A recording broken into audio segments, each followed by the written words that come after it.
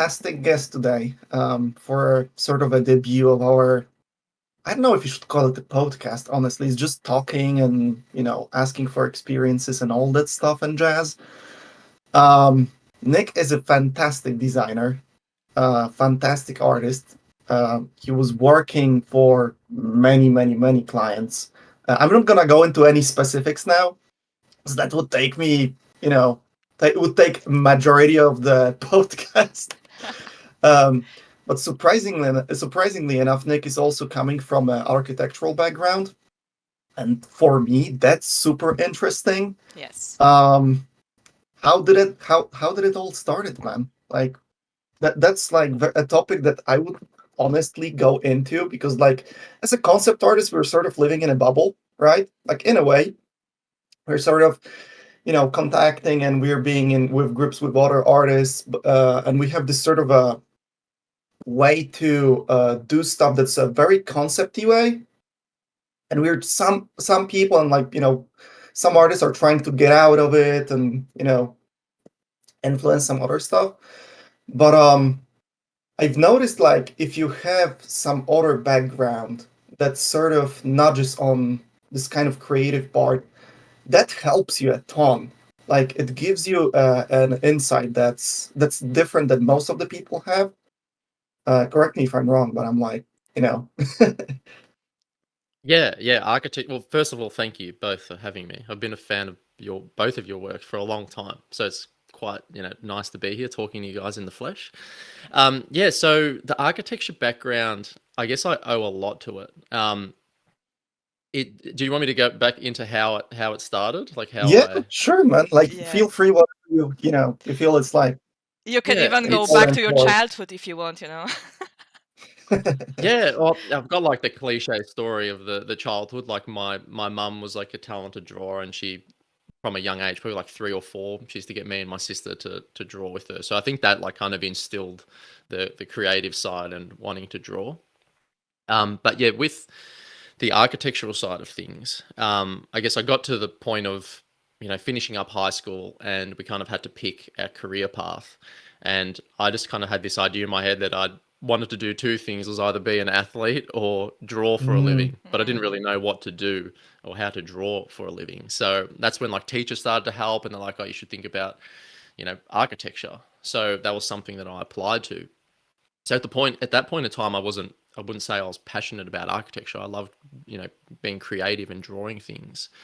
But I guess once I got accepted and got into architecture is the point of when I started to fall in love with it. I guess because you're starting this journey where all of a sudden you've got these teachers just like filling you with like all of this history and knowledge of architecture and all these amazing architects and the way that they thought. I think it's kind of natural to like fall in love with it and fall in love with like the process of architecture and design. And before you know it, you just become super passionate about it. And I guess I kind of got to the point that, I kind of lived and breathed architecture. Like everything I looked at, I thought about architecture. Everything I did, I thought related to architecture. So I became super passionate about that. And yeah, from there, like where did I go? Like, so the architecture journey was funny. Like it started off as this thing I was super passionate about, but then fast forward towards like the end of my architectural career, it was something I was becoming quite jaded about, because in university you're taught to be this designer that has these big ideas and these big visions. And then I guess you get into architectural practice, and don't get me wrong, it was great and I learned a lot there. But after a while, if you're working in a particular practice, the ones that I worked for, like you kind of like a part of the machine, like you're doing a lot of like the drawings and the groundwork. You don't necessarily get to have much time having, being a part of the fun stuff and all of the creative aspect of architecture and design. So I think that was something that was, lacking in my career, and kind of led me towards this path of pursuing concept art. And I guess the natural progression is, I guess, to tell you guys how did I find out about concept art, because I didn't really know about it Yes. till probably I'd started. I think like when I used to research projects in university, like I'd come across like one piece of concept art. I'm like, oh, that's amazing. Like, who are these people? What do they do?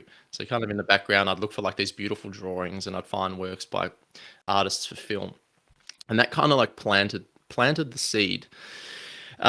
And I would start to find myself as well in university, also like referencing film and like spaces in film, like from Space Odyssey, Blade Runner. Yeah. So, there's something kind of developing in the background. But at the same time, I didn't know, that I could make a career out of it or head into that way. Yeah.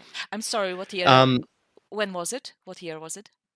so I studied architecture in 2009 to 2014. Mhm. And after that, I worked in practice for I reckon about 7 years. So there's a crossover point. Like I probably spent about 10 years of my life in architecture, and Amazing. hence that's why I guess my stuff is very architectural. Yeah. So where was I? Yeah. So I'd be referencing a lot of things from film, but without the intent of becoming a concept artist. Like I just purely like loved the spaces in film and used that as inspiration for architectural design and the projects I was working on at university. But yeah, there was this point in that when I was working in architectural practice that I actually got reached out to from a VFX studio in Sydney, and they were like, "Hey Nick, we love your work." They'd seen stuff I'd been putting on Instagram, which I look at now and I was like, Mm. terrible, but like you'd be perfect for what we're doing. Are you interested for this TV series? And I was just like, well, this is amazing. I got like a concept art job offer. I never thought that would happen. And yeah, I basically took it. It was only for like a few weeks, but all of a sudden it was like, oh my God, these people are paying me to come up with drawings and ideas. Like that's something that I don't get to do at the moment. I'm dealing with like engineers' drawings and drawing really boring things in my current job. So that kind of started this motivation to become a concept artist, and that was back in 2016. Mm. It's Amazing. quite crazy to hear like your explanation of like that you kind of felt jaded working for well in architecture. My girlfriend actually studied and worked in architecture as well. So it's and I'm hearing this sort of very similar story. And there's a lot of limitation. Obviously, there's a lot of creativity behind well being limited. Um, but it's pretty much very similar. Like in university, they're getting like a knowledge, and it's being more well creative, and then you get in, and it's like blob, right? Yeah, Not to say yeah. it's bad because that's not what I mean, but it's it's a little bit different than what you thought of before. Mm. Um, Yeah. yeah, Sorry, go ahead. yeah. Go ahead, man. Yeah. I was going to say it's like looking back at it now, it's I see it as it's the most important part of I guess my life or my career because it really set me up for what I do now. Mm, Because like I went through so many different waves of when I was trying to get into the entertainment industry of like, what do I do? Do I need to be a painter? Do I need to be like Simon Stalenhag or do what the mm, guys from The Last of Us did? And I went through this period of just throwing out everything that I knew and learned about architecture. And I was just trying to be like other concept artists on the internet. And that mm-hmm, was Oh yeah. terrible. Yeah. Like, obviously, it's a part of the journey, but that is, I think, like where everything just went static and nothing was happening because I wasn't focused on what I was actually good at, and that's what could actually help me get into the industry. And it wasn't until I started embracing coming back to my architectural roots that things started to come to me and I guess get me into the industry. And that's also very interesting to hear because like well it's a part of the journey for sure. Like I guess a lot of us have the similar stories where we were like For sure. following into kind of a footstep of other people. So we don't necessarily well we have our own voice in a way and we're not utilizing it. I guess in your case it's like I mean, I'm in awe because like every single time that I'm looking at your work, it like you can definitely spot the architectural background. It's a kind of a different way of doing stuff like well I've been doing or some other people that have been doing it as well. And that's very interesting how it influences you. And it touches what I've said before as well, with like going out of that concept art bubble, because it almost like I feel like it's almost sort of like a fundamental level of thinking in a way. Um, it's kind of abstract as well. What I'm saying. I hope it makes sense. Yeah, yeah, it does. I like to think of architecture. The way I try to think about it too is like architecture is this perfect balance between like beauty and function. Hmm. And that relates a lot to what we do. Like we have to do stuff that is beautiful and catches the eye, but at the same time too, through my experience, like with the spaces that I get asked to design for film or games or whatever it is, it has to be functional, still has to work. Like it has to be more than just like the 2D frame for what I do. So that's where I Yeah. think like architecture just perfectly translates into that. And also because like it's the same thing, like an architect and a concept designer or concept artist like is a problem solver. They're both the same things. Like we're both responding to briefs. Like in architecture, responding to a brief. Like here, we're responding to a script or a brief. Like it's the same thing. We have to solve a problem that the client has. Yeah. Yeah. Yeah. Exactly. And I feel like we feel like um it must be super cool, and the feeling has to be like very overwhelming when like a studio, like a VFX studio, comes up to you straight out of Instagram or some other social media or ArtStation, and you're like, man, I never even thought something like that would happen. You know? Yeah, yeah, it shows like the power. Like I know, like I get negative about social media. I know a lot of people do, but I guess the Yes. other thing is I think I owe like everything to like to social media because like that's where all my work has come from. Like it's come It's from kind of that. like a double-edged sword, isn't it? Yeah, yeah, Like we tend to like I'm the same stuff, like I'm talking, I'm like I absolutely despise it, but at the same time I'm thinking, wow, like majority of the stuff that I'm doing comes, like the jobs and all the other offers basically come from that. So I'm like, it's it's sort of ironic in a way, but I guess we make a yeah, living too from it, so yeah. Yeah, I wanted to yeah. ask, how do you feel about social media? Do you like using it at all, or what do you think about places like It's ArtStation? Do you think we need a community as artists? Yeah, I think we do. Like it's a love-hate relationship. I think it like depends on what social media platform we're talking about because we can go down rabbit holes of where we're not spending like the best time that we could on the things that we're doing, or they can distract us from work and so on. But yeah, I think like ArtStation, well, I've found probably like most of my work has actually come from ArtStation. Oh, Like interesting. other than yeah, so I think it's changed a little bit, like in the last year, with like the way ArtStation has headed now, like with Hmm. the whole AI stuff and all of that. Like a lot of people have abandoned ship, but I think from like 2020 to yeah 2022, like those 2 years, like I just couldn't believe like yeah how many like yeah directors, art directors like would come across my stuff on ArtStation and get in touch from Hmm. that.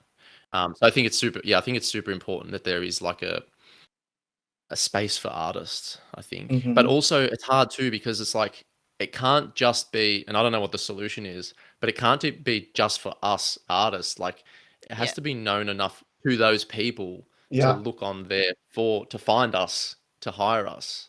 Yeah. exactly. Yes. Yeah, Mm. and that's where the Yeah. problem lies. It's always like how, because I don't know, like what I've noticed is it's not necessarily about, well, it definitely is about how good your work is. That's like, a good standard, I would say, but also how many people see it, and like who are, Yeah. like what is the person, like you might just post something that doesn't get a lot of likes, but you will just, hit that one guy, and it might be a director or somebody's that recruiting, and he will see your work and Yeah. reach out to you. And that's Yeah. that's very interesting as well. Yeah. Exactly. I like to I like to think I came up with this phrase, but I probably didn't. But I like to think of it as like passive networking. Like that's the Hmm. way I think of what I do, like when I'm trying to get work, even when I'm not trying to get work. Like I think as long as I'm working on something and I'm putting it out there, doesn't matter how many likes it get or how many people sees it, like at the right time, like one person is going to come across that. Like it's like I'm sending something out there that Mm-hmm. hopefully somebody's going to come across. Like that's my form of networking. Like I'm less of a person that goes emailing people or direct messaging to try and get work. Like I kind of have a bit of faith that if I just keep trying to do the best work that I can do and put it out there, that it's going to cross the right path at the right time. Yeah, I Yeah, agree. that's very interesting. Yeah, that's also like, and it's kind of hard as well because as an artist, like we tend to be sort of perfectionists in a way. It's kind of hard to get away from that thinking that my stuff has to be absolutely beautiful, the best, Mm. thing that you can post. But then you're saying like just as long as you're doing stuff and posting it, like you're happy in a way. Yeah, That's yeah, very yeah, interesting as Yeah, well. yeah. You I have to scratch. You have to scratch that itch. Sorry, go ahead, Camilla. no, I just wanted to say that me and Patrick, we are probably very different when it comes to Yeah. posting personal lives because you are the perfectionist, and I was like, oh, Yeah. okay, I just did something, let's post it. Like I wasn't like emotionally attached to my piece because I thought, okay, you never know which piece will get you hired, so I just wanted, okay, let's put it out Yeah. there and let's hope for the best. And yeah, Yeah, I think that's a good thing. Like, because I think we're Mhm. so harsh on ourselves and so critical, and I think it's easy for us to say what we think is going to get us a job or not, but that's not the case at all. Like, your stuff might, like something that you did spent half an hour on that you think is terrible, yes, might just be the right fit for the right person. yeah, Mhm. exactly. Yeah, Yeah, that's a very like I'm trying to get away from that thinking, my kind of perfectionist way that it has to be absolutely beautiful. Um, but yeah, circling back a little bit actually. So you got the work for a VFX studio.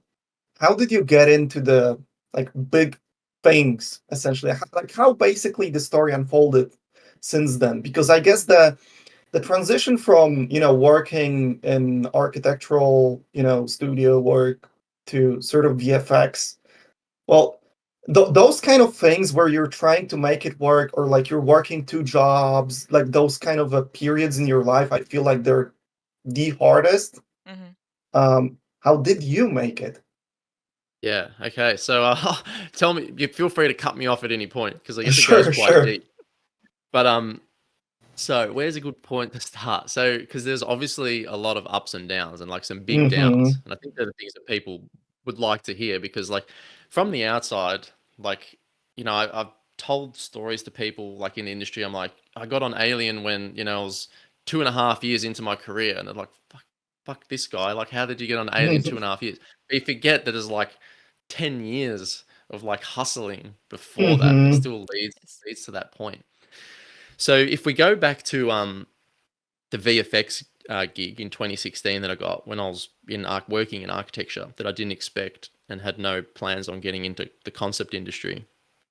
Just before that, the way I got that job is in architecture. Once I graduated, I started working full time at the practice I was at, and a good friend of mine at the office said, "Now that you finished uni, don't just go home and watch MasterChef. Like, make Mm-hmm. sure you keep working on your own things." So, like, I just at night, like, I'd still just do my own drawings and my own montages and collages and 3D images. And I just started an Instagram account with like 50 followers, and like I would just put that out there, no aim of anything ever happening. So back in like 2015 ish, and one of those images, and it was just like a big white, I called it modernism. It's like this big white cube in a hill. Again, it took 30 minutes, Camilla. So it was like exactly what we're talking about. Like something I thought was terrible. 30 minutes I spent on it, put it out there. It got onto Design Boom, like this big design blog.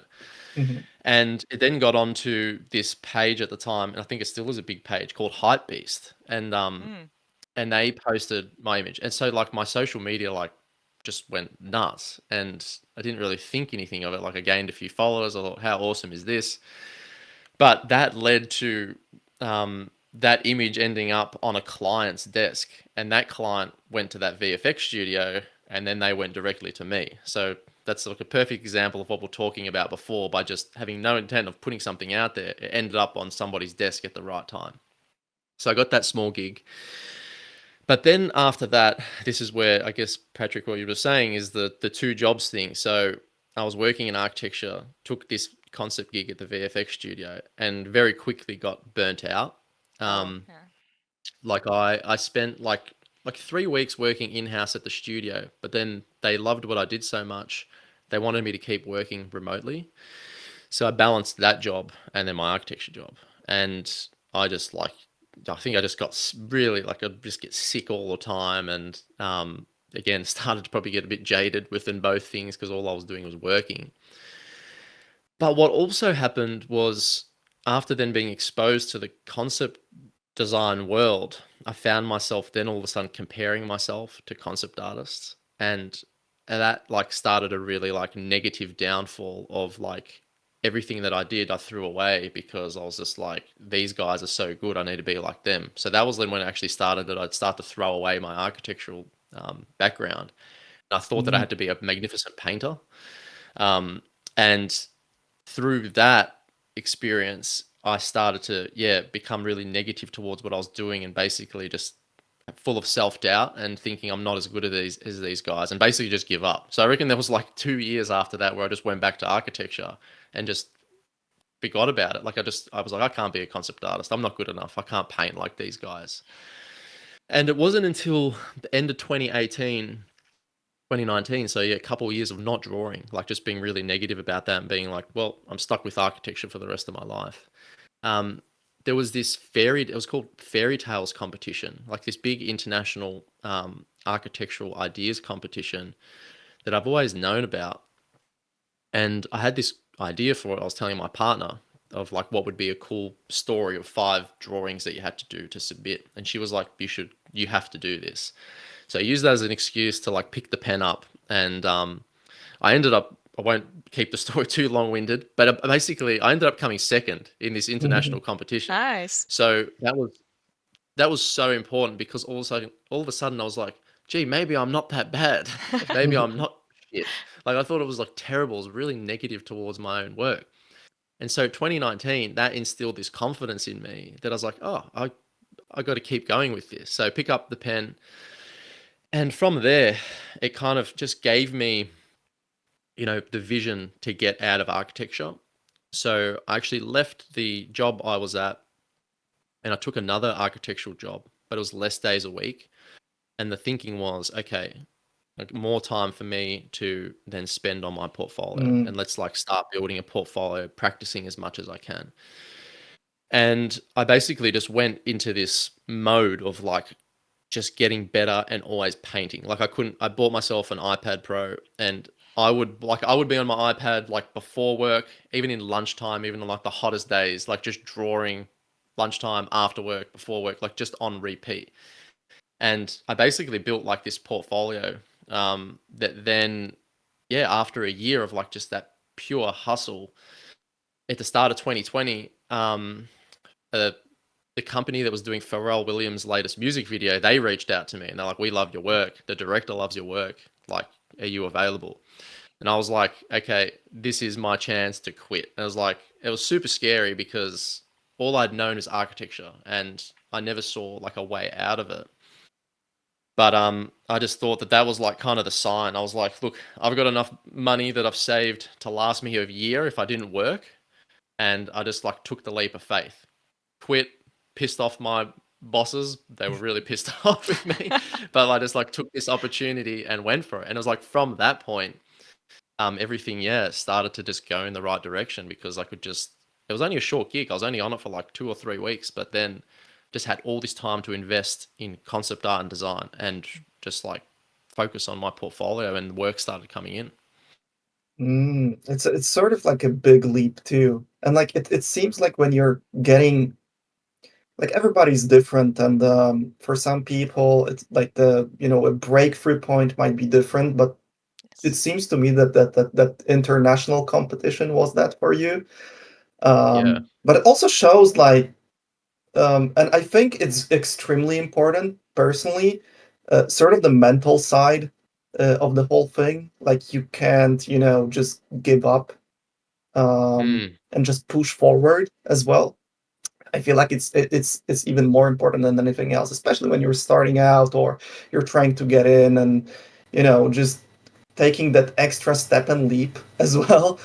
It reminds me like that's those stories that you're saying when you were taking another job in architecture, just having a bit more time off to focus on your portfolio. Hmm. That's I love hearing that because most of the time you hear people talking about how they got into the industry, and well, in most of the cases there's ups and downs. Yeah. Um, and that's like that's a juice for me personally. And I feel like a lot of people need to hear that, like they're not alone. Yes, exactly. Um, Yeah, I agree. Like it's super important to hear that stuff, and like why I like to just be open and honest and talk about those things, because like, that was a really bad down. Like after the burnout and doubting myself and thinking that I couldn't, be like everybody else and just being negative and comparing to everybody else. Like yeah, like I said, that made me give up for like 2 years. And like that's a long time. Like to mm, just think that nothing's gonna change. But yeah, you just can't, like I know it sounds so cliche, but you just can't, like you just gotta keep the wheels moving. yeah, yeah. Do you feel that when you've burned out, like that it happened so quickly in your career, I guess, right? Like it happened straight away when you jumped Yeah. into concept art. Do you think now from the, like a lot of time has passed probably, do you think it helped you to understand things faster?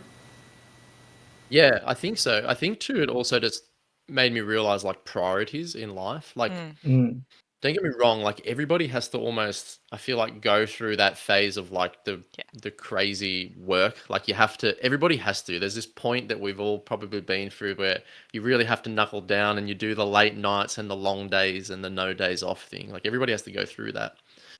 But I think once you get on the other side of that, you can just start to manage your time more efficiently and like sound like an old man, but like just prioritize mm, like your health and like family and realize there's other things yeah, in life. Hmm. And it's like once you start doing that, I feel like your work almost even gets better. Like you just because like you can just be in like a go down like a rabbit hole of like negativity and like and yeah, I feel like your mindset is the most important thing in like creating good work.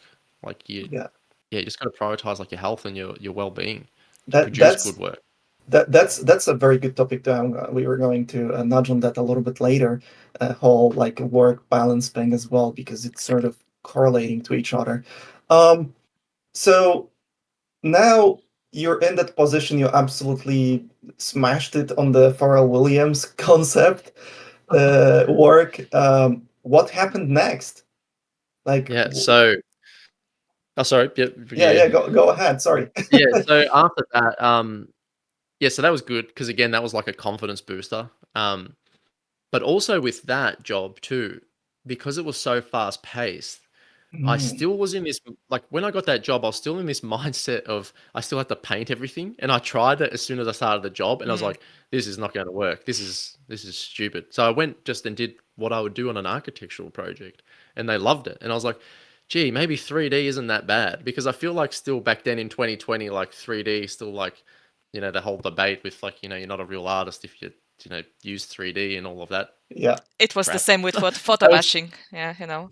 yeah, exactly. That whole thing, like that was still like I feel like it was still lingering that thought. But that project really helped me realize, okay, get back to your architectural roots, and just focus on what skills I have and what tools I use that I'm good at.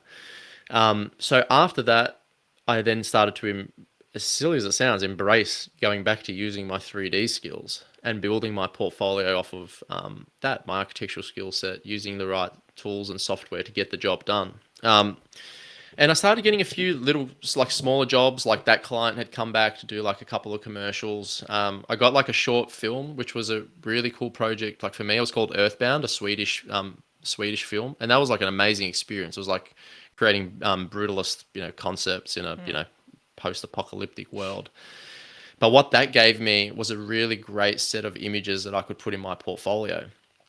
And when they got out there, kind of at the end of 2020 or early 2021, maybe, um, that really boosted my ArtStation presence, and that work ended up on the desk of an art director at Blur, and that was like my first, like big client, like Blur. I was like, when I remember seeing an email from Blur, I was like, whoa, what the hell? Like, What's this is crazy. I happening? was like, I can't do this. Yeah, I was like, what's happening? I can't do this. I was like having freakouts to my partner. I was like, I'm not good enough to do this. Like, it started sweating.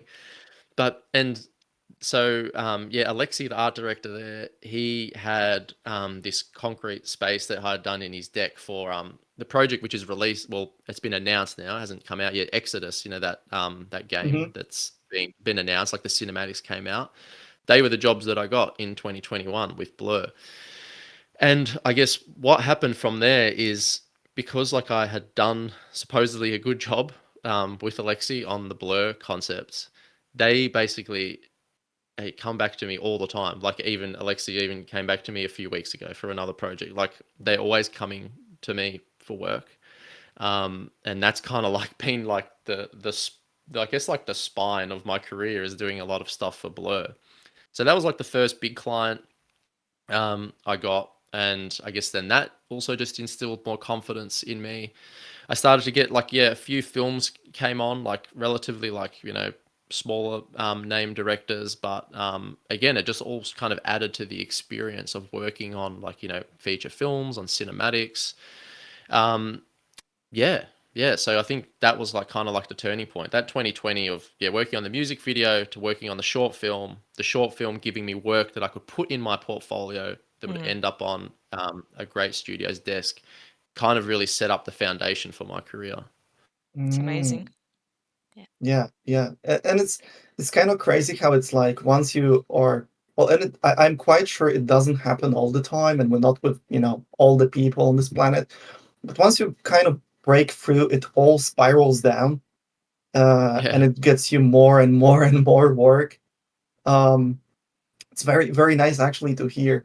So now to the big guy in the room. Yes. How did it work out with an alien? Because I know the story, but it's very interesting. Yeah, so that was I know they just keep getting more like surreal, really. Like, so yeah, Alien was, now that people, I guess, listening have got an idea of the timeline. So 2020 I quit, 2021 Blur came through. So towards the end of 2022, Okay. I'm driving in the middle of the week to like an apple orchard, and I see this email pop up, says next Alien film, and I like pull over. And I'm like, this like sounds. I see like Neiman Marshall 1, like with the number 1. This email just like, oh, what's this scam? There's no Alien films coming out or in the work.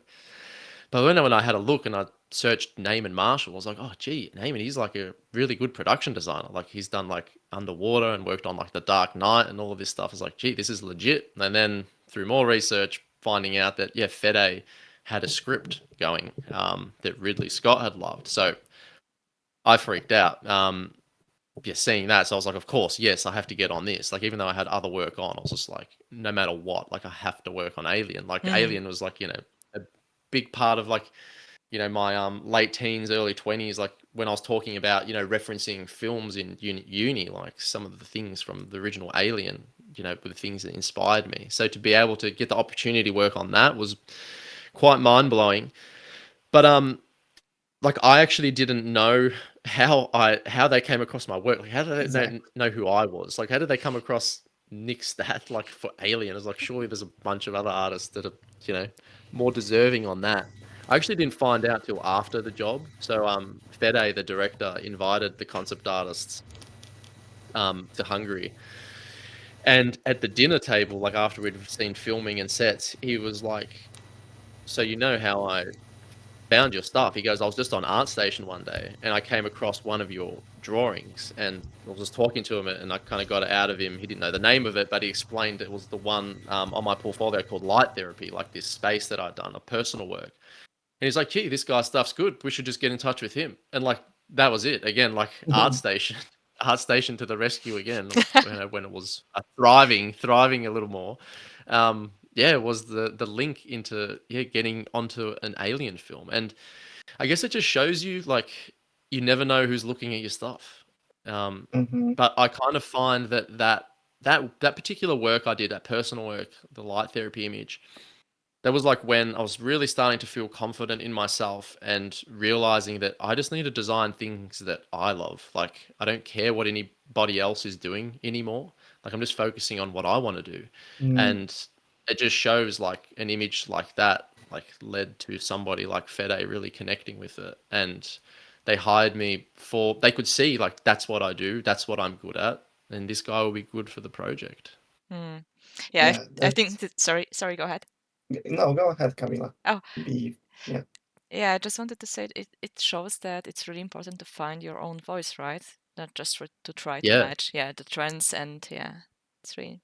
Yeah, it's important. It's so hard. Like there's a lot of debates of like there is no right and wrong way about what you go about things. Like some people say it's good to have a broad range of skills, which yes is true, and then some people say have a niche. It's really hard to say what works, like, because everybody's different. I guess what worked for me was, yeah, having a niche and just focusing on, what I love to do and what I was good at, and really just narrowing down, like just blocking out everything else and just focusing on one thing. For me, that worked. I'm not saying that's the way everybody else should do it, but Yeah. that's what led to me, I guess, having a career. Yeah, it's absolutely true. Like there's no right or wrong way because there's always somebody out there in the industry that proves the rule Yeah, that you set up that it's wrong. Like yeah. like what you're saying exactly.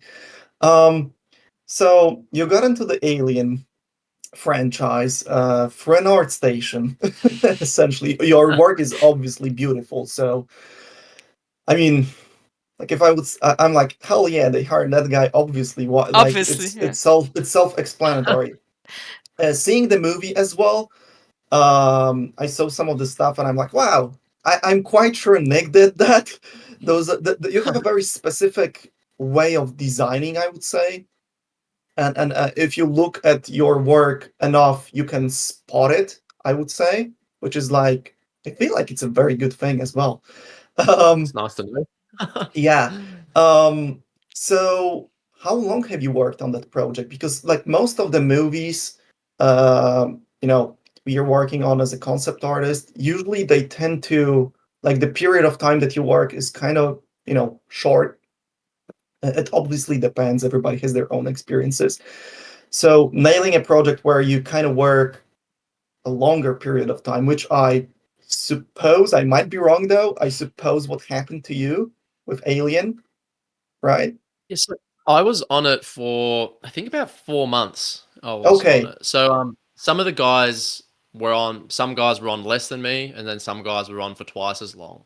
And it all depended on what we were assigned with. I guess right. like my time was used up because yeah, from the first call with the production designer, Naaman was like, "Okay, so what are you? Are you a hallway guy? Are you a lab guy? Are you like?" I'm like, "Yeah, that's Mm, me. I'm like the architecture guy. Like, give me a lab." So he gave me the Romulus lab. In the brief too, which was cut in the film for budget, was like this security hall that led to the lab, in the security space, which they ended up just kind of pushing into the lab anyway. And then mm, also then the whole conveyor hallway and hive mm. and the conveyor belt. So that whole set piece. So I guess yeah, it took me the 4 months to get those to a point that were approved. So that's why my duration ended up that long on the project. And a lot of concept artists were working on it, obviously, like Alex Nice and Colin and quite a lot of other people as well, Pablo and some others, and Matthew as well, right? Did you guys collaborate with each other too, or was it just like, like because what I'm hearing as well is like when production designer basically reached out to you, like they're mostly trying to gauge like what you're, good at and just putting you on that section as well, like, sort of. Um, Yeah. yeah. So did So you like we collaborate as well? If you, yeah.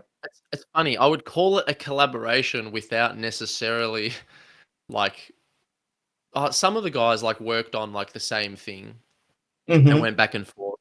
But it was a really amazing experience at Alien because like from the start, like the core group of concept artists that were on it, like at the start, we create like just formed this really nice bond between us. Like everybody was so excited to be on the job. So at the start, it was like Gus Mendonca, Alex Nice, Josh Veers, Matthew Savage, Cole Price, Dane Hallett. Hopefully, I'm not forgetting anybody at the start. Chris Rosewarne. So like there was that group of us at the start, and everybody just started following each other. We all got access to this Dropbox, so everybody's work would go on it. So it's like we had our own little social media platform to see what everybody was doing. And we even ended up just always doing Zoom calls together, like not work related, but to just talk about things. And like, so we created this really nice like bond and friendship. And we talk to this day, every day. We've got like our still little group chat. Like we just became like these, yeah, just like really good friends. And that I think kind of added to like this like enthusiasm, and it kind of created like this healthy competition where we're all like just learning from each other and looking at each other's work and asking, you know, how did you do that? How did you do that? Look at Alex's work. That's crazy what he did. We need to put that in our work. And so I think it just formed like this really nice relationship within our work, and it just kind of pushed all of our work to just kind of keep getting better and better. So it wasn't like, you know, direct, like I didn't really work on the same space as like one of the other guys, but it's almost like in spirit, like we're helping each other. But then some of the guys like Alex and Josh, like they both worked on the Renaissance station, so they would go like back and forth to it. So like, some of the guys like Cole and Matt, they would help each other out as well, like with you know, their different assets and things like that. But it was, yeah, I guess in the sense it was very collaborative in that sense. Like we were all kind of working together. Amazing. And very aware of each other's, of everything we were doing. And it's, yeah, go on, Kamila. Go on. Sorry. I'm always like being I'm always like, I want to ask more, and I'm No, always interrupting. I have to remind myself, like, hey, there's other people. you know, you're asking such interesting questions, so just go ahead. But I wanted to ask, what is your nicest memory related to Alien? Working on an Alien. The nicest memory. Yeah. Oof, there's a couple. There's one more like work related, and then there's one like experiential. So the work related one was like we would have these big town hall meetings on Zoom where we're all in the call, and like I was very nervous about, like I felt like I didn't belong there because like I admired all of the other artists on there, so like I was sweating. I was like, I don't, you know, imposter syndrome. I don't belong here. And then like on that call, Fede doing like live feedback to all of us one by one, and like getting to mine, and I'm just thinking I'm about to be embarrassed in front of my like heroes. I'm gonna get fired. And like, yeah, exactly. I was like, I'm gonna get fired on screen. But because he loved that, like it was this really nice moment in the project that calmed my nerves, and it made me feel like I was like almost like, as cheesy as it sounds, like worthy to be on the job, like because he really liked the ideas that I presented. So that was a really nice memory, like for me personally. But then like an amazing experience was the unexpected invite for us concept artists to go to Hungary and to see the sets and to see filming. Like that was amazing because we were blown away that Fede, like a director, would even like just say, I hope you guys can come, and like please come, and we'll have a spot here for you, you know, in Video Village. Like that was surreal. And then actually getting there, like, you know, we get there and we still think, oh, you know, nice, but is he even going to remember us by the time we get there? And getting there and like thinking, you know, will it be cold? Like, how's the experience going to be? But him just like hugging all of us and like just like expressing his gratitude to us and like walking us around personally to all of our sets and talking everything through so passionately. And then sitting with him, I think the highlight, sitting with him in his tent as he directed was just, yeah, that was just insane. And he like, just seeing him work in action, and then also like show us like a cut he did for like the trailer. Like it was just, that was just like mind blowing. All of us just sitting there with him, like we felt very special. That whole day is definitely the highlight because he then also took us out for dinner that night, which was just bizarre. Like bizarre in terms of, I can't believe like we're here. It was like the pinch myself moment. Like I'm having dinner with like the director of Don't Breathe. Like this is crazy. And just hearing all of his stories, like it was just amazing. Yeah, it must have been almost a dream come true for sure. Going back again, like now you're walking around those sets and you having an architectural background again. I'm like, oh come on, Patryk, talking about architecture as well. But like in architecture, you're, you know, doing real live buildings essentially. Although a lot of stuff is like, you know, is coming in like years and years like later. when you're like working in architectural studio, you most likely have some projects that, well, houses or any commercial stuff that you're doing, like commercial buildings. Um, from what I've heard, like most of the people don't, go. Oh, well, at least in my girlfriend's experience, they don't go and check what like how it looks like. Sometimes they do, because Hmm. it's like the projects were like far away, like 5, 6, 7 years ahead. Um, Now you going back to the Alien franchise and traveling to Hungary and seeing your sets, like that is insane, especially when you're coming from a little bit of the experience, like the architectural experience as well, because that's Yeah. like mind blowing to me. Hmm. Yeah, because you go from this, architectural career of, where everything's like, super functional, real world, has a real purpose, a real purpose in like the public place or for somebody's personal life, like if it's their house, like something permanent. So then it was very, very bizarre to go to something that you've been having fun just making. Like you can almost think of it as like you're creating personal pieces and somebody just decided to build the whole damn thing. So it was really hard to take in. Like when I walked to my lab, I was just like, whoa, what the, like they've built the whole space. Like it was Hmm. crazy. Like to walk into that and to just feel like a drawing that you did spatially. Like yeah, it was a really like proud moment. But funnily enough too, my architecture brain switched on and like I noticed things that were built that I like put in my 3D model just because I had no time. I was just like, I put like a crappy little detail here. Just need to fill up this entry wall. Like, good, looks good enough. It's in the background, and then like seeing them build that I was like, oh, whoops.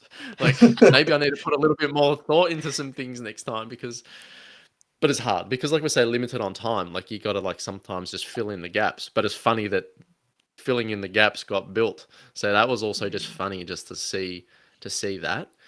But then like another cool thing about walking on set was too like I feel like I gained all of this extra knowledge and helped me evolve as a designer by seeing how the set designers actually detailed things. Like they're things now that I saw in person that I like implement in my work now because we're concept artists, like we do things like quite loosely, limited time frame, like it's pretty crazy to design a space in a couple of days or a week. So there's fairly unresolved things. So it's so interesting to see them take that concept work and take your 3D model, but then add in this whole other level of thinking and this layer over the top. Just seeing the way that the set designers like they divided panels and where they introduced breaks and how they drew like a grill or a vent. And where they decided to detail things, like I felt like that was really invaluable. Like it's like I finished the job, but I was just like then blessed with like all of this extra knowledge of stuff that I could implement now into my work. Like because I find that that's something I always struggled with when I was on the job. Being on something like an Alien is there's a lot of detail, and coming from Hmm. an architecture background, everything's quite minimalist and clean. So that was something that I was struggling with, was like adding in all of this detail. So learning that on the project and in real life has been great. It's like added to like my whole like tool set. I think how to Mm, detail panels and grills and vents and yeah, this all whole the extra library small of stuff. information. Yeah, Yeah, yeah. yeah, And it kind of influence, like that's what you're saying, like it influences your work forwards too, like you learn a lot. And to circle back again, so even though it was Alien, and I'm quite sure like you love the old Alien movies as well, and well, you're a film not like myself probably. um but I've noticed something that you said very important previously, which is when you still have to this day like Zoom meetings and you talk with people that were involved in the project. Um, do you think that working with cool people essentially is way better than the project itself? Like it just elevates it tenfold? yeah. I think that's everything. I think that's what made it so good, because like it could have been Alien. I mean, it could have been like I could have just been isolated and like it could have been a director or a PD that were really difficult to work with, and it could have been a really negative experience. Hmm. Like I think yeah, the other artists and them all being so humble and down to earth, like, is what made everything just like this amazing experience. Like, and the director and the PD too, like everybody was just like so grounded, and I think that's just what made everybody so happy and made everybody feel comfortable and made you just like, sounds so cheesy, but everybody just felt like a part of the team, like, and everybody felt appreciated. Like Fede, like, and Naaman would always refer to our stuff as like your sets. Like they'd be like Nick, that's your set. Like that's such a nice thing. It's such a little thing, but it goes such a long way. Like you feel like appreciated. Yes. Yeah. That's like super cool to hear when you're like those small things definitely play a part, and it kind of elevates you as an artist as well, right? Like that breakthrough point of like you being recognized in that international contest, and then like few years later, you kind of have a very similar thing. Like, oh my god, this art director or Yeah. like production designer, like, hey, here's your sets. Like he's giving you credits essentially, right?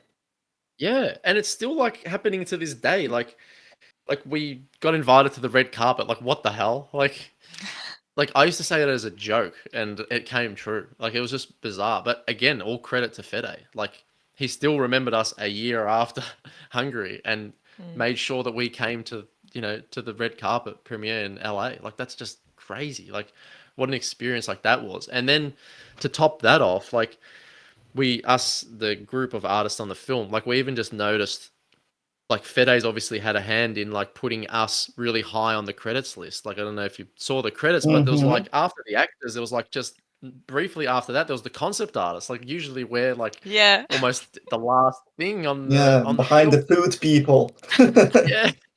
After the COVID testers and the caterers, Yes, we're usually exactly. after that, and usually left off some of us.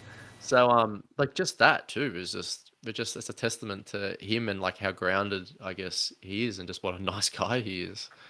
Yeah, we definitely strong, like, to anybody that's listening to the podcast, hopefully some people will Of just course they watch will. Alien. Yeah, just watch Alien Romulus. It's a very good movie. Like I just like I've been to cinema, watched it in IMAX, and I'm like, okay, it's it's good. It's like very very good cinematic. The designs are fucking amazing. I mean, you guys did very well on that project for sure. No wonder why he hired you. Like, yeah. Thanks, man. Yeah, I think he got again. Like I think he got obviously really good like artists involved, but I think like you said, I think the right environment too, I think just Hmm. elevated everybody. And like you see, like if everybody was pissed off and angry and didn't want to be there, like the work, wouldn't be I guess as good as what it was. Everybody like just put in I guess that extra effort because of how well treated everybody was. Mm. And that's also like, okay, so you were flying to red carpet to LA, right? It was in LA. But also Yes. you've been on the sets in Hungary. Now that begs the question, you've traveled around a bit. Like you obviously you love to travel, right? Um, Yes, of course. how does it like how inspirational like what inspires you like when you're doing your work essentially, do you feel like those personal experience for traveling and getting like seeing the culture and stuff, like how does it influence your work? It really does. And I think like I can't give away too much on a job that I was just finished on, but like, so I was in LA, then went to the UK and then to Greece, and like I've been to Greece like 4 times now, but still like, Mm, um, I like did a few. I normally just wandered around on my own, but this time like I did a guided tour because like I feel like the older we get, the more you want to take in and learn from experts. And I've been to the Acropolis heaps of times, and just by doing that tour and taking everything in, like I learned all of this stuff that I didn't know before. And what happened is when I came back and I started this other job that I was on, all of this stuff that I learned had actually found its way into like my proposals for like these first concepts that I did. And like that was just a great reminder to me of like how important travel was, and to like experience like different parts of history and culture, and just like kind of be immersed in other places where things are completely different to where you live, because without thinking about it, it just found its way into like my design work, because it was like, oh yeah, the ancient Greeks did this because this made sense. It's like that just found its way into like something that I was designing. Yeah. And besides that, also, like it also makes you think, like, especially architecture and the culture itself. Like it definitely reflects, to each other. Yeah. It kind of is like crazy that like we're doing stuff quite fast, to be honest, compared to, like let's say you're designing a building, and you have like 2 or 3 days, but then you see, ancient Rome or ancient Greece, or well, any kind of like architectural masterpiece or anything like that, and it's like, hey, it took me like a lifetime, you know.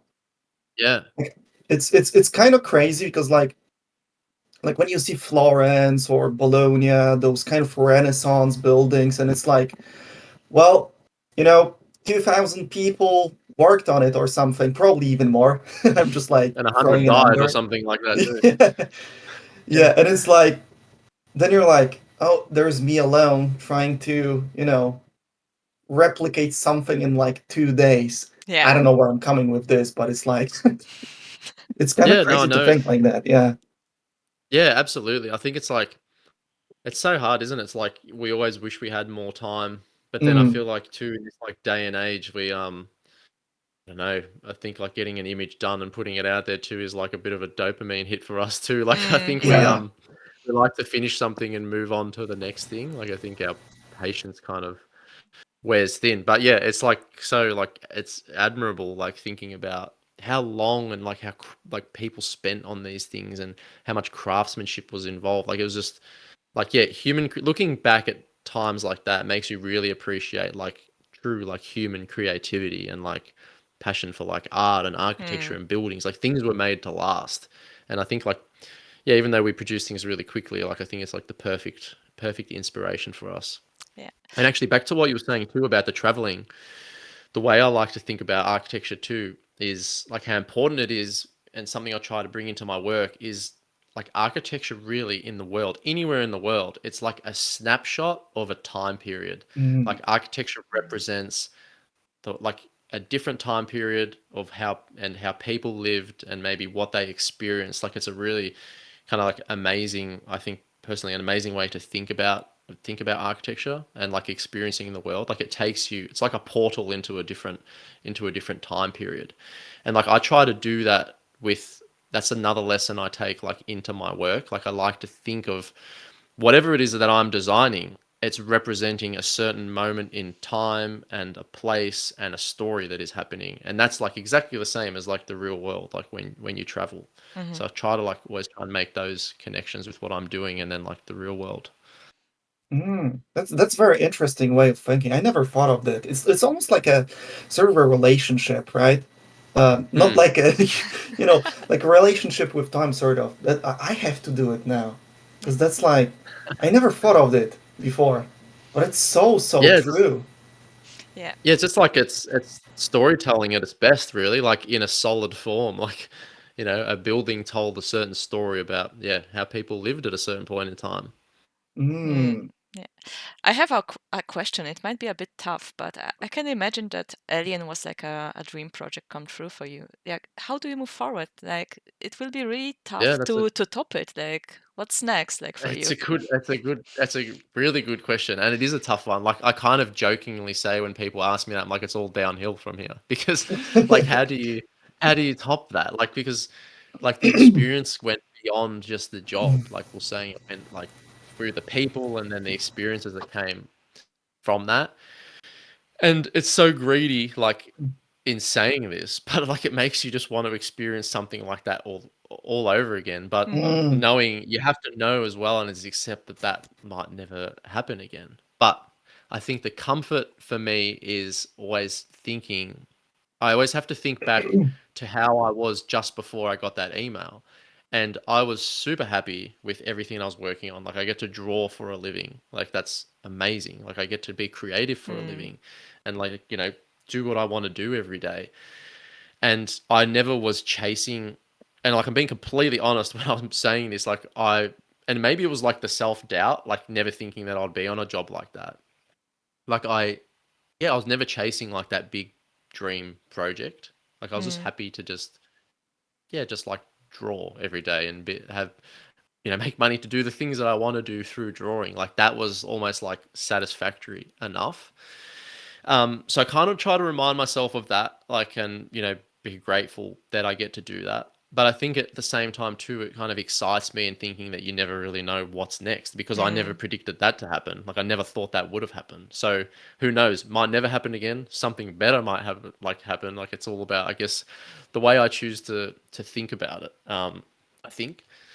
But yeah, to try and answer your question, hopefully that answers some of it. But It does, yeah. I think just it motivates me to experience things like that again, and to make new friends in the industry like that too. Like I think that was a really special thing, because the flow-on effect was quite special too. Like just being able to be invited by the Concept 101 guys to go and talk in London, like that's a product of being on Alien as well. So I might not be on another Alien, but maybe I'll be on something that sparks the idea for somebody else to invite me into the other side of the world to go and talk, or to teach, or to do whatever it is. So I think that's what's next, being excited by the unknown, and also just being grateful that I still get to draw cool spaces, and don't have to draw roof plans and figure out how gutters work anymore. Yeah, it's sort of go on, Kamila. Sorry. No, I just wanted to say this is really like an amazing attitude. I'm really inspired by your answer. So thank you. Oh, thank you. Thanks. Yeah, it sort of reminds me like what you were saying about like well, it was a dream project, obviously, and you feel like it's almost addicting because you want to get that feeling again.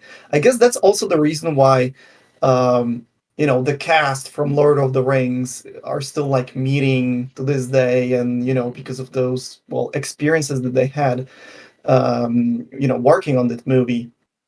But it's also very interesting to hear, like, and I think it's extreme, like it's so true, that like you as a concept artist, if you put yourself out there, like you will never know who's going to reach out to you.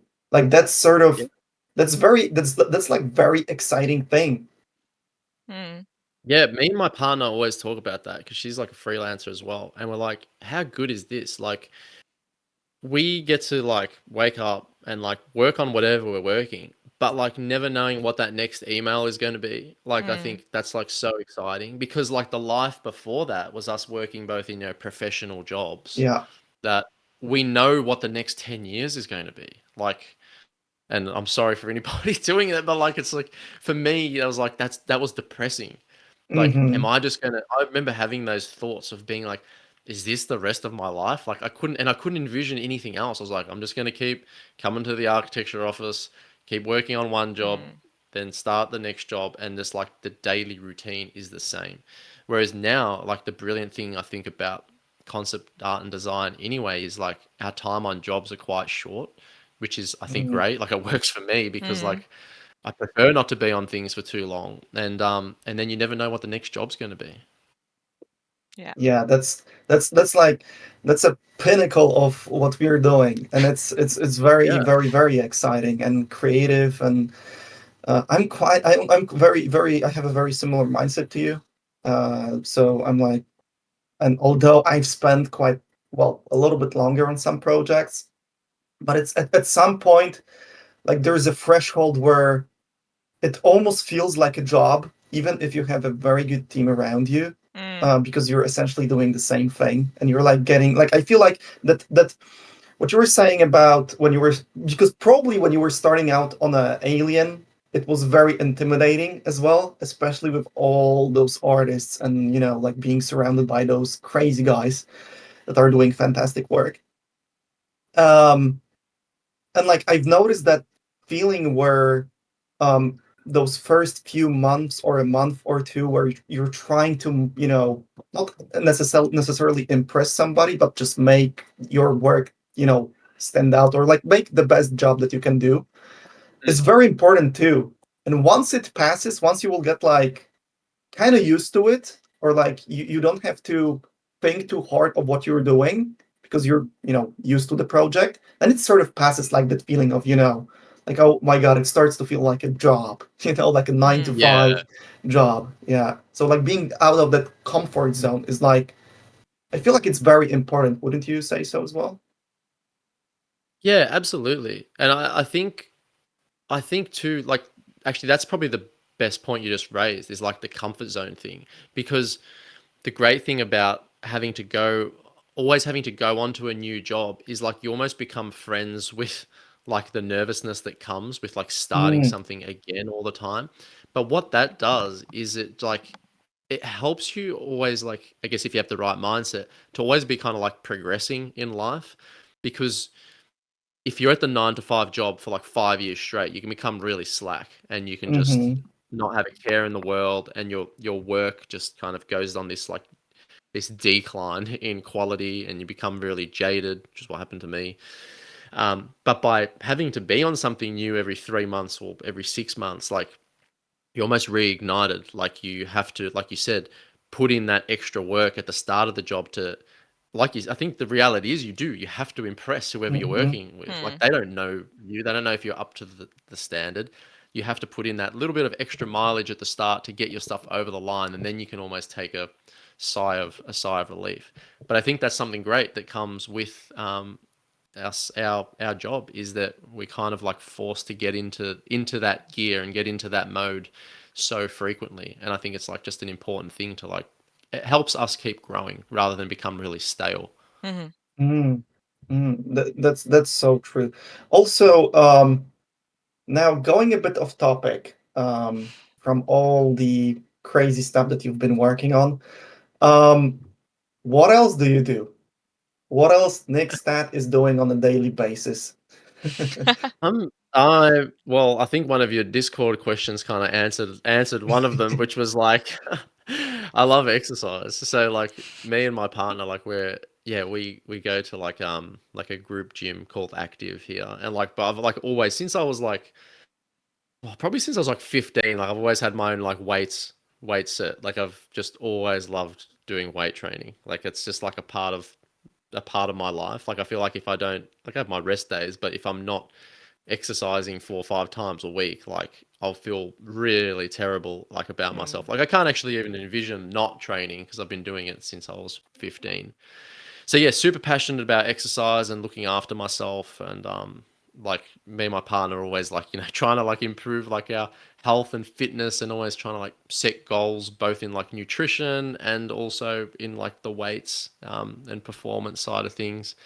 And I think having that balance is like really important. Like for me, like it helps, I think, get the best out of my work. Because like I feel sick at the thought. I did it enough in my architecture uni days of like skipping training and not looking after yourself and not eating right, and yeah, just being up late hours, like just doesn't, well, for me it didn't do anything good came from that.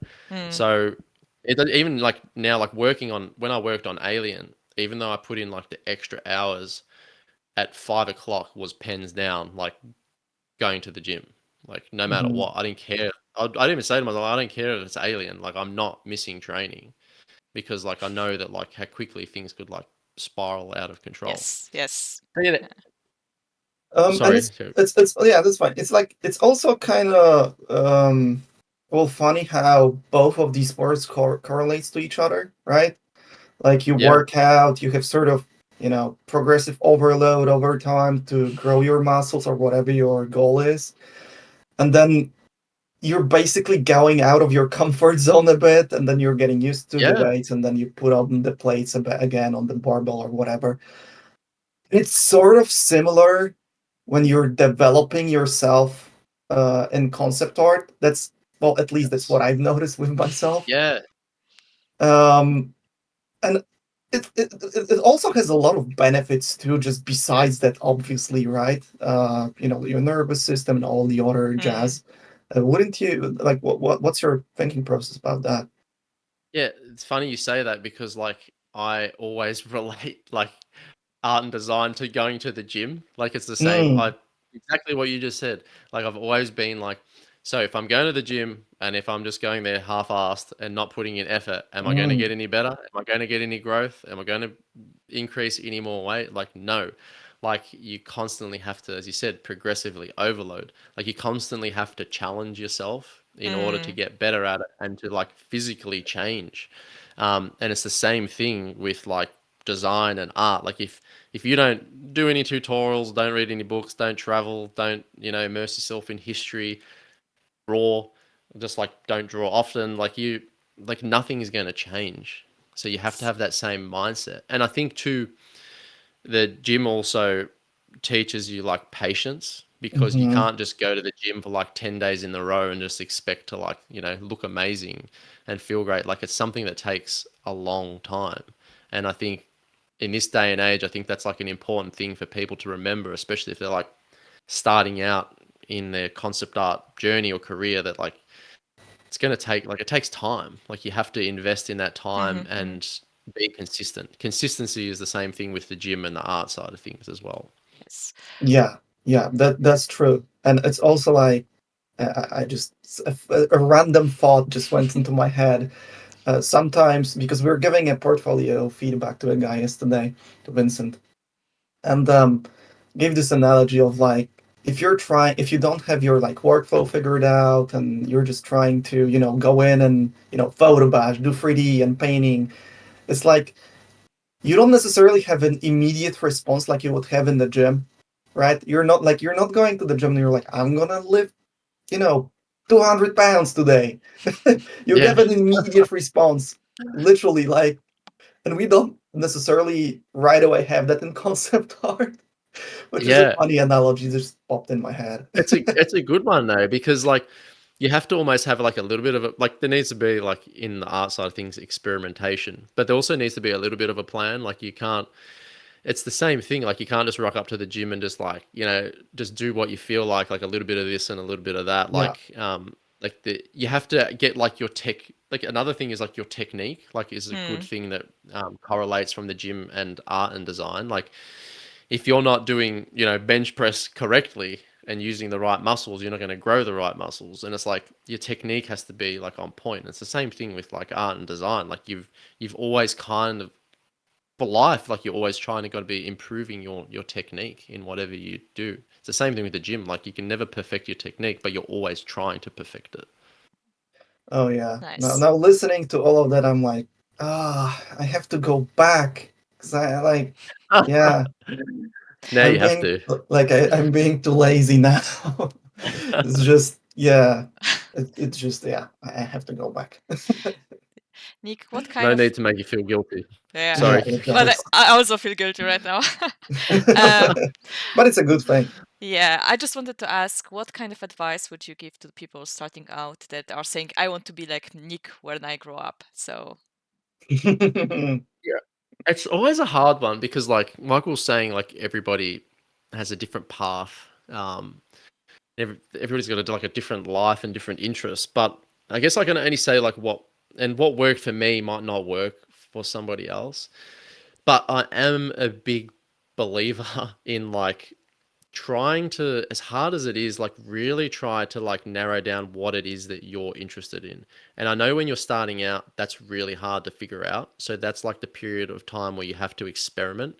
Like you won't know what you like until you've tried it. Like, you might think I really want to paint landscapes, and you paint it and then you're like, you know what, that was like terrible. I didn't enjoy that at all. Like I think it's important to like experiment and try as many different things as you can at the start of your journey of learning.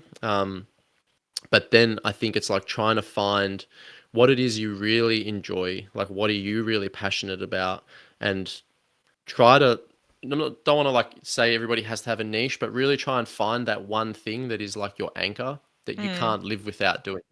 Like for me, it is that. Like I just love designing spaces. Like there's just something about it. Like I love experiencing different spaces in real life and how they make me feel. And I think that's just like, it's just in my intuition to then just want to create my own spaces. And I've just, once I realized that, it's just like, that's it. My portfolio just has to be that, so that somebody knows Nick is the architecture guy. We know what we're coming to him for. So yeah, like I think it's super important for people to like, really try and narrow down and find what it is they enjoy doing, and really sticking to that. And also, I think it's because it is a hard thing to figure out. Like, I think just think like, what are your favorite films? If you want to work in films or games, and think like, what is something that really sticks in your memory that you just truly loved, and almost like use that as a guide to try and find what it is that you want to make a career out of doing. Is it the juggernaut from Alien is the thing that you just freaking loved, like that? So it's like, is that what you want to do? Like, do you want to be the person that designs those kind of things for films? Then just go for that. Like, just go for it. Make your whole portfolio of something along the lines of that. That's great. That's a very good because advice. it's really hard, like, too, because like I know people like don't want to hear it, but the truth is, like, we all have to like stand out. Like, it's a saturated industry as well. Like, and how easy is it now to do something to look good in Blender? So I think the other piece of advice, is like, I think as these tools just keep getting better and better, I think the most important thing personally is like, what's always going to be at the top is like being a great designer.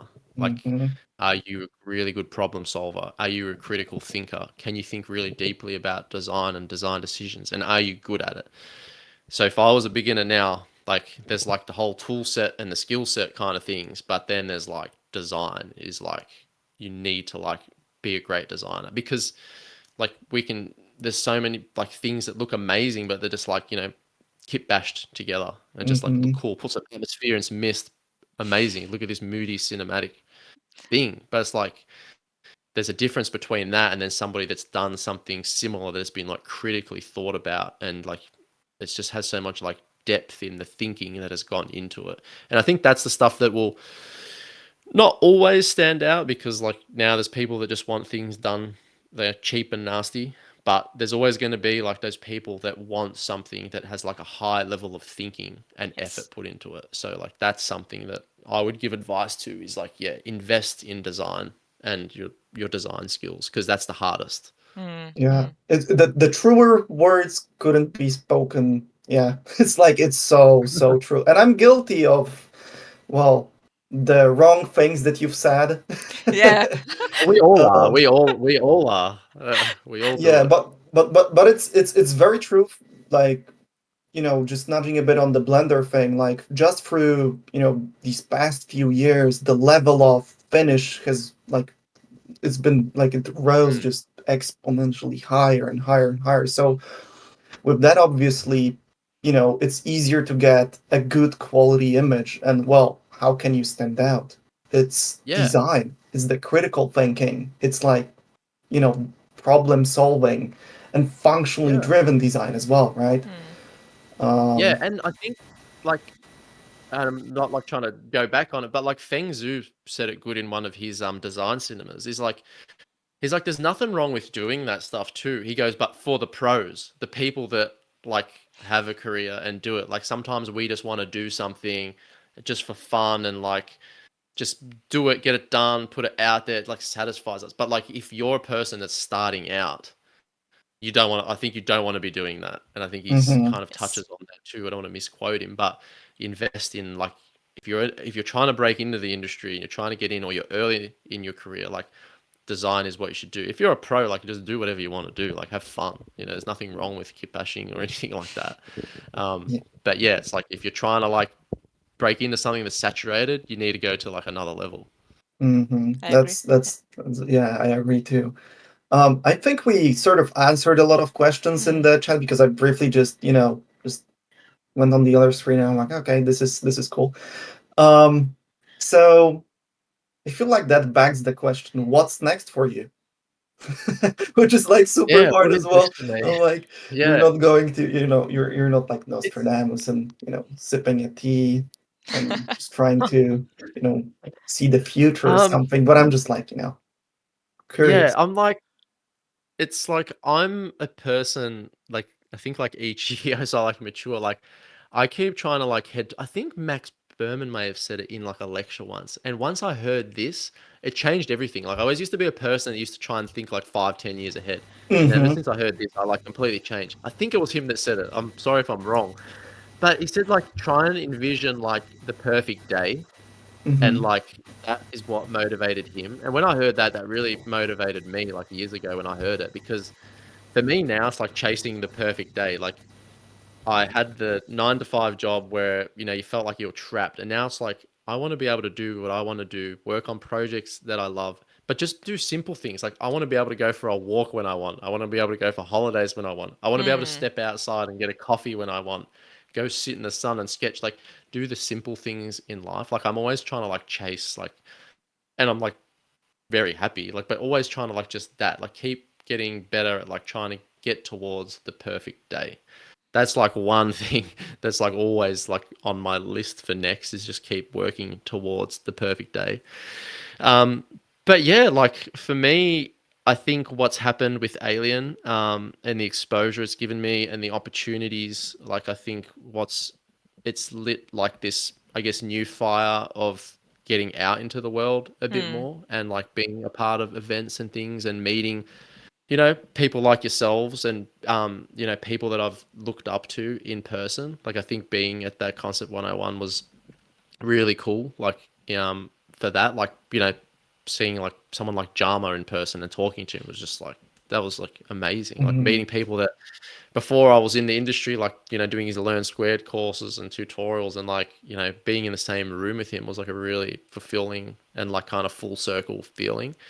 So I feel like I'm kind of guiltily like chasing getting those feelings again and like, you know, being a part of events and speaking and, yeah, meeting more like-minded artists, I think, and just creating like friendships with people that are, yeah, similar to me, I think is something that I'm really looking forward to and like continuing to develop. And like I mentioned earlier, just using it as an excuse to like travel more and like, yeah, see the world. Um, they're the things that are next for me while I'm still like, you know, working on some cool jobs at the moment. Hopefully, yeah, many more cool ones to come. But that's what's next for me now. Yeah. Yeah, Amazing. that's really really good to hear. Yeah.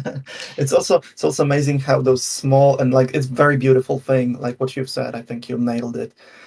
Sort of chasing a perfect day, where those small things like being appreciative of them as well, right? So they Mm, sort of mm, Yeah, compound, absolutely. and it's very like stoic way of thinking. And I feel like it's extremely important. Like whatever moves you, obviously everybody's different, but I feel kind of similar. Mm. Um, yeah, that is awesome. Awesome to hear that.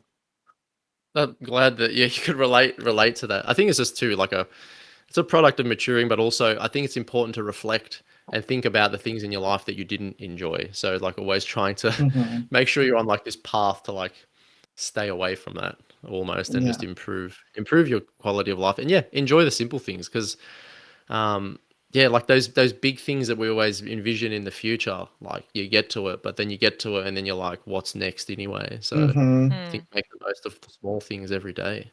Yeah. Yeah. It's awesome. Um, so we're actually running, I think, into like hour and a half, right? Yes. Yes. Uh, So so yeah. that would be a very good ending, I would say. Yeah. Nick, it was absolutely amazing to have you here. Thank you for being our very first guest. And yeah, it was super inspirational. And I'm going to hit the gym today. Thank you both. Thank you both so much for having me. Like, yeah, very honored to be here on as your first guest. But yeah, I've yeah looked up to both of your works too, like for such a long time. So it's quite surreal for me too to just be here and talk to you both. It's yeah, again a nice little tick on my list of achieving things Thank and you. yeah, Awesome. Thank you very much for your time. Really appreciate it. Yeah. no problem. Okay.